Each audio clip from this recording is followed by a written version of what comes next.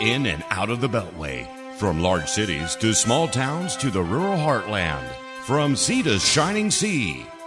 This is Wehman, Brunson, and Vernuccio. Inside the News. Welcome back to the program, Inside the News. Glad to have you with us. My name is Guy Wehman. I'm in the top right of your screen. Frank Vernuccio, he's in the top left, and Ben Brunson's in the bottom. How you doing today, Frank? Doing well. The city is starting to recover somewhat. We are in phase one here in New York City, which means some of our stores can open for curbside sales. Curbside service. There we go. Burger and fries. What do you think, Frank? Sounds good to me. All right. Ben Brunson down there at the bottom. How you doing, Ben? Well, I'll know when New York is back to normal when I can get a nice pretzel on the sidewalk once again. So. Well, I know, but you're going to have to take matters into your own hands. And we're going to be talking about that a little bit later in this show because this is a concerning part of our show and what we're going to be talking about today. But let's first talk about the jobs report because as we return back to normal, Ben, the jobs are going to start coming back. And also the economy is going to start coming back. We're starting to see the Dow, and that's starting to bounce up a little bit. It's over now 27,000. I believe we were about 29.5 before the COVID virus. As an economist, Ben, your take. Well, much to the chagrin of a lot of Democrats, the numbers came out for May, and they were very impressive. The job report, instead of losing 8 million plus jobs, which was the consensus expectation on Wall Street, we actually gained 2.5 million jobs during the month of May, which of course means that the economy is starting to reopen. A lot of red states are leading the charge to reopen the economy, get it back working. And it was very clear that what led the opening, the improvement in numbers, was that service jobs or leisure, hospitality jobs were coming back. And that was absolutely critical. This was a surprise to everyone. It's very good news. Unemployment rate dropped, average earnings fell, but that was again a sign of hourly jobs coming back. And the economy reopening again. And this is key for us. We've talked about this for weeks. Everyone has. We have to get this economy open and going again and look to Sweden really as our example. They've been the test case. They've kept their economy open through this entire crisis. And the fact is their numbers have been better than a lot of other European nations. So it really has made no impact on their ability to fight COVID-19. Okay, Frank, you're up there in the Big Apple, and let's just kind of talk a little bit about what is happening up there in the Big Apple. De Blasio, what he wants to do is defund the police. He and Cuomo, Blasio and Cuomo, they don't get along at all, Frank, and yet you defund the police. You take the police out of the mix in New York City, which has, about 30 to 40,000 police officers. I mean, that means you can speed and get away with it, Frank. What's going on in New York City is essentially a revolution of the left. We have already passed bail reform laws, which means that violent criminals, for the most part, are getting out, just appearing before a judge, awaiting trial with no bail whatsoever. We're putting those violent criminals back on the street. Add to that now the move to defund the police, and you're looking at absolute chaos. On top of that, the mayor of the city of New York, Comrade Bill de Blasio, does not back the police. I've spoken to a captain of a local police precinct. Before his troops go out onto the street, his cops go out onto the street, they have to worry about whether they're getting sued, shot in the course of their job. There is no support for the police from the elected leadership, either the mayor or the city council. We've had this once before. In the mayoralty of David Dinkins, who was the mayor just before Rudy Giuliani, New York City erupted into chaos. And in fact, there were serious students of urban affairs saying New York City had become an ungovernable city. It was too large, too widespread, and therefore could not be governed. Dinkins left office, Rudy Giuliani replaced him. New York City did a 180-degree turnaround. It became the capital of the world's greatest city, the most peaceful, crime-free major city on the planet. It shows what government's impact on a city can do. Right now, we are in the midst of government, which is just about insane. There's no logic to the way New York City is being governed. Okay. Frank, I agree. And Ben, we have to talk about something here is that, and we're going to talk about this later in maybe other segments, but Biden has come out and saying he's against the defunding. Even Pelosi, as liberal as she is, she cannot go there as well because everybody knows that you take the police out of the mix in this country, there is a major problem. Everybody in Congress, including the president, they all take the oath to defend this nation against enemies, foreign and domestic. And that word domestic was uniquely put in there by our framers, the founders of our Constitution of this country, because they knew that there could be uprisings from within. We have been seeing this now for the last couple of weeks. And I'll tell you, there's a thin line here that President Trump has to go on, Ben. Well, look, what I'd like to do is put this discussion in a little bit of context, which has been sorely lacking as this debate has exploded onto the public consciousness. In 2008, we had 708,000 police officers nationwide, sworn law enforcement officers. That number actually fell by more than 10% in the 5 years following 2008. And that fall was largely the response of local governments seeing their revenues decline as a result of the 2008-2009 recession. The world didn't come to an end. We started growing the number of police officers in this country again in 2013, 2014, during the second term of Barack Obama.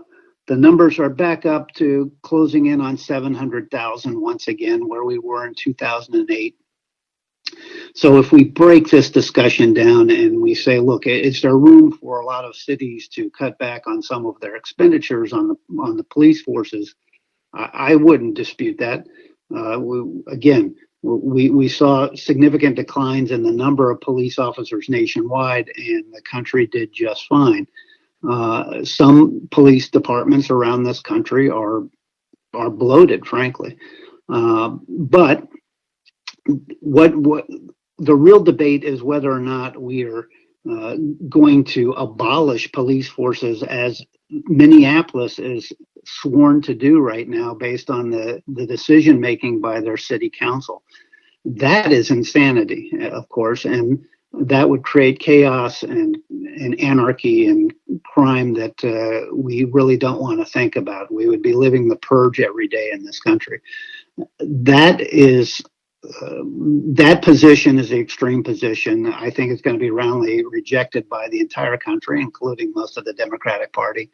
But again, cutting back on some of the funding, I'm not losing sleep over that if that's what local governments decide to do as part of their reaction to the current wave of protests going on. Okay, Frank, let's bring you back into the discussion here, because you got your degree in law, you're an attorney, and you know what's going on here.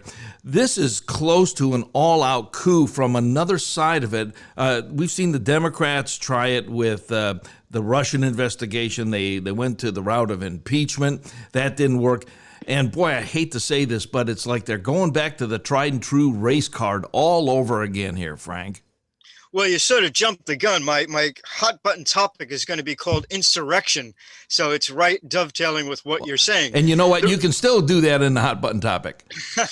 Well, the reality of it is, if you look at this as part of a piece, whether it is the Ninth Circuit justices who have decided to rule on their personal political beliefs rather than on precedent and on statute. If you look at the proposals by the Democratic Party to eliminate the Electoral College, to do things of that sort throughout the country, to defund the police. And by the way, it's not just a question of how much money you give the police, it's how you manage your police forces. in cities like New York, Chicago, and others, the police are quite bluntly frightened of simply doing their job. They don't know whether when they leave that precinct in the morning, they're going to get sued, shot, or anything else. So defunding is only one part of the picture. It's how the police forces are managed. Are there bad individual cops? Of course there are. When you take a city like New York or Chicago, which has thousands upon thousands of police forces, police individuals, certainly you're going to get bad apples. To say that the entire police forces of cities like New York or Chicago, or indeed Minneapolis, are corrupt, are racist, are evil, is absolute nonsense.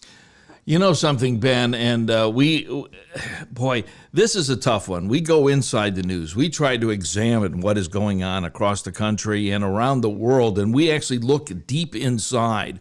And I saw a report, and I don't know if it's exactly correct, but a couple of years before all this happened, they were actually planning something of this nature, just waiting for the right moment for it to explode, Ben. Did you read something about that as well?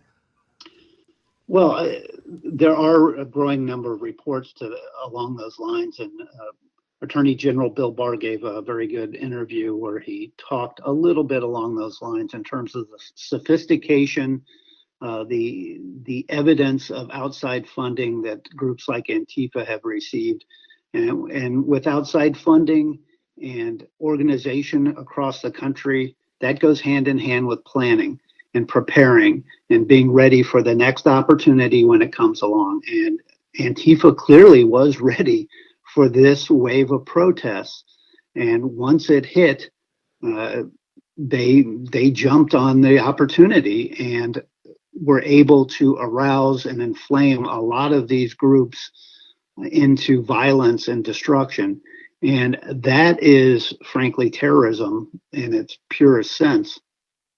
And we need to react to that. You know, going back to the police issues, look, what strikes me about this whole debate is there's a lot of common ground. There's no one arguing that that police officer was justified. He murdered George Floyd. And what strikes me about that is I don't think a police officer with that much depraved indifference where you can slowly choke a man to death with your knee over a course of 5, 6, 7, 8 minutes. I don't think a guy like that just flips one day and shows that type of depraved behavior. There almost certainly is a long history with that particular police officer. So one of the questions that comes out of this is how do we remove bad apples from police departments around the country more effectively? And I think that's the type of discussion where there really is common ground, where both Republicans and Democrats widely agree that more can be done. And, you know, we want to support police officers. To Frank's point, it's critical that city governments support their police departments, and police officers know that they have the support of mayors and city governments. On the other hand, we don't want to protect bad officers. We want to be able to get them off police forces sooner rather than later. And if that one guy had been removed from the Minneapolis Police Department earlier, well, we wouldn't be going through this. George Floyd would be alive now, and that guy wouldn't be facing the rest of his life in prison, which is almost certainly going to be his outcome. So there is a lot of common ground that we need to find and positive places we can go. The ridiculous left-wing progressive narrative that we abolish police forces and go to some type of social justice ideology to manage crime, well, that's just nonsense. This is Inside the News, and this normally is our domestic segment, and it is. We're going to be coming back and doing some international, and we're going to be talking about China and what is going on there. Ben Brunson, he's at the bottom of your screen. If you're watching us on our YouTube channel, we want to thank our radio affiliates across the country. Frank Vernuccio, he's on the top left of your screen on the YouTube channel. And you can find more about Ben at benbrunson.com and amazon.com. You can find more about Frank Vernuccio at usagovpolicy.com. We're going to take a time out. We'll be back. You're listening to Wehman, Brunson, and Vernuccio, Inside the News.